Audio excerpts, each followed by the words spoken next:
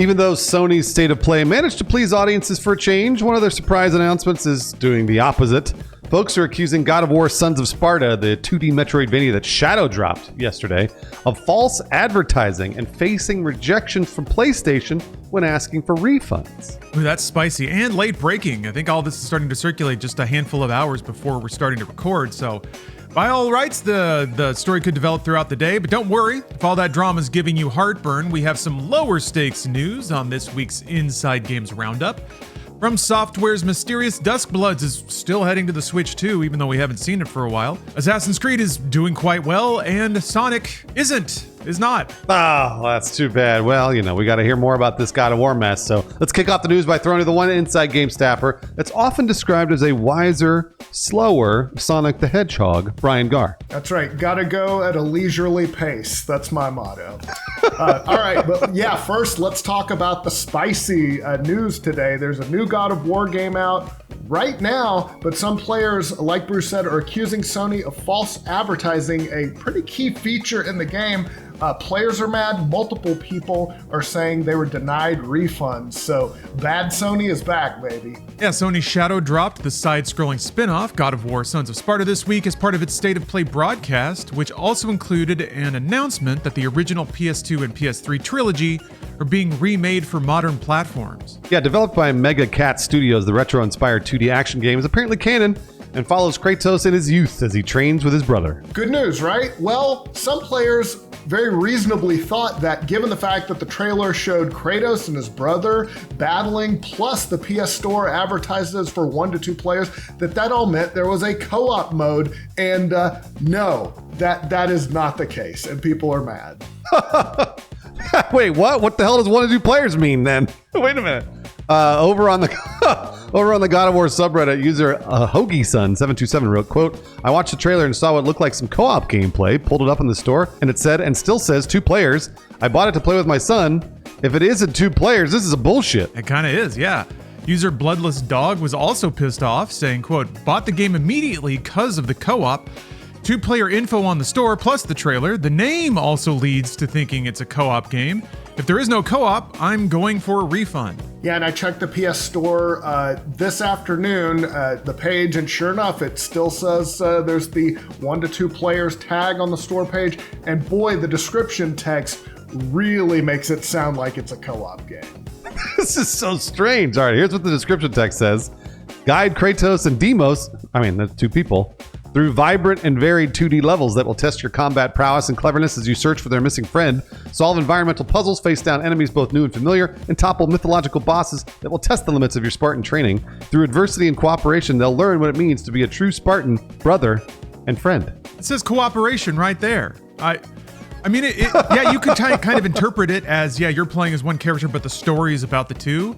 But when they apply the verbs to both characters, yeah, it sure seems like it was meant to be co-op. So makes total sense that people would think that it's a co-op game, considering that the description really indicates that Kratos' brother Deimos is playable too. Yeah, and meanwhile, some players say Sony is not giving refunds in an incredibly shitty move. Reddit user CommunicationFit94 wrote, "I'm trying to get it refunded, but Sony are stonewalling me right now." Yeah, here's what I have to say to CommunicationFit94. The Dow's at 50K.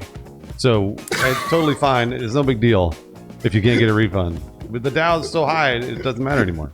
Right, your investment fund has more than made back whatever money you spent on God of War for you. So really, you should be appreciative that you're living in times of such plenty that you can afford a game that's falsely advertised and not get your money back for it. This is really interesting. I wonder if did they mean it to be 1 to 2 player? I don't know. This is so strange. What a weird scenario. Not to mention that Sony apparently will not give refunds. Yeah, was it a feature that maybe they originally thought they would have in, and they were like, we got to get it out the door. Let's just make it single players. It's very weird, but give people refunds, man. I feel like that's a valid request. Yeah, I think at this point, PlayStation's customer service are just following marching orders and applying very rigid rules. But once it becomes more common knowledge that yes, the store listing is inaccurate and people are buying it based on that inaccurate listing, I mean they got sued for that decades ago. I still have my $6 check around somewhere because of the PS3 packaging thing with the other OS. Anyway, they've been stung by this in the past, so I'm surprised that they're accidentally doing it again. All right, let's talk about some good news. The Dusk Bloods is still on track for a release this year, and it's still exclusive to the Switch 2. Oh, that's good. In its latest earnings report, Katakawa, the parent company from Software, reiterated that both the Dusk Bloods and Elden Ring Tarnished Edition are slated for a 2026 release on Nintendo's new console. Right, yeah, the Dusk Bloods was first announced during Nintendo's debut Switch 2 Direct a year ago. Details have been very scarce since. In a Q&A, Katakawa said that a specific release date hasn't been announced yet, but confirmed the game, quote, will only be available for the Nintendo Switch 2 and will be sold jointly with Nintendo. So From Software describes the Dusk Bloods as a PvPvE title with multiplayer at its core, where 8 players vie for supremacy among themselves and against challenging foes. Souls games are hard enough. I don't know that I need Souls players messing with me, because that's just another tier of Souls boss entirely. The game's director, Hidetaka Miyazaki, said that he finds the PvPvE structure, quote, very interesting, because it allows for a broad range of game design ideas while still leveraging the studio's experience designing tough enemy encounters. I just want a shadow coming in of a friendly player to help me fight a hard boss. That's all I want. He also said that making the Dusk Bloods doesn't signal a broader shift away from traditional single-player games, so that's a relief. That is good, but also he's now had 2. Elden Ring Night Rain just came out. That's PvE, I guess, but it is multiplayer. And if this comes out PvPvE, and I mean the Dusk Bloods could end up being a runaway moneymaker. I guess maybe not. Elden Ring is gonna. Let's say Elden Ring sells more than the Dusk Bloods, hopefully, and that way Miyazaki stays on the single player line, I hope. Meanwhile, Assassin's Creed is outperforming expectations at Ubisoft. Some rare good news for Ubisoft, even as 1,200 employees stage a 3-day strike over layoffs and restructuring, because this is Ubisoft after all. You gotta love it. Business is good, but we just can't keep people employed. This news comes from the latest earnings report. Ubisoft said Q3, quote, overperformance versus expectations was primarily driven by partnerships and the Assassin's Creed franchise.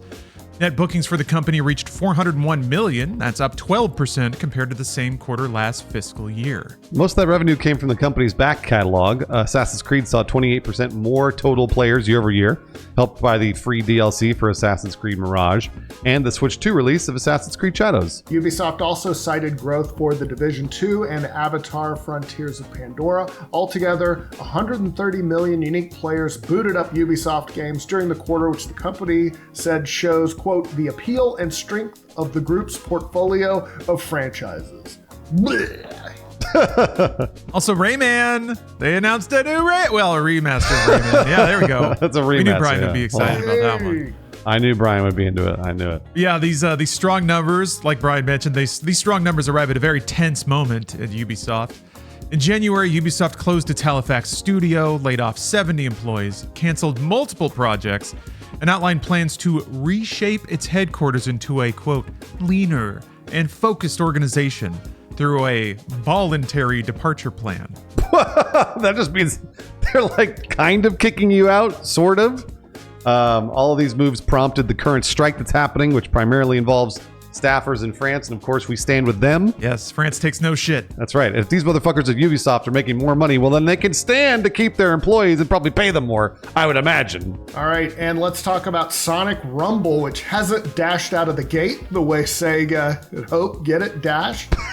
In the latest Q3 financial report, which covers October to December of last year, parent company Sega Sammy said the 32-player online free-to-play game fell short of expectations. I did not know this existed until just now. I'm sorry, Sonic. I've let you down. Yeah, in addition to falling short of expectations, the company also said, quote, various KPIs, particularly customer acquisition, fell short of expectations, adding that it plans to strengthen operations through updates and other measures. It's too bad because I think Sonic Rumble and Sonic Racing Crossworld both were getting positive reviews. I just don't think they've sold enough. So it wasn't just Sonic though. Sega said its new releases during the quarter, both full price and free to play, did not meet sales expectations, and older titles showed weaker than expected repeat sales. Yeah, they said in the full price category, both new titles and repeat sales performed below expectations. They didn't release much, though. The only premium releases during this period were Football Manager 26 and the Switch 2 version of Persona 3 Reload. While Sega didn't directly single out either game as underperforming, it did note that it released updates for Football Manager 26 to address post-launch bugs, improve the gameplay environment, and said it plans to continue enhancing quality and fan satisfaction through ongoing dialogue with the users. Sega also said it saw sluggish performance at Rovio. That would be the Angry Birds studio it acquired in 2023. Way to jump on a current trend, Sega. They got to make another Angry Birds movie, and that'll just get that game shot to the top. All right, let's do a 5-second review.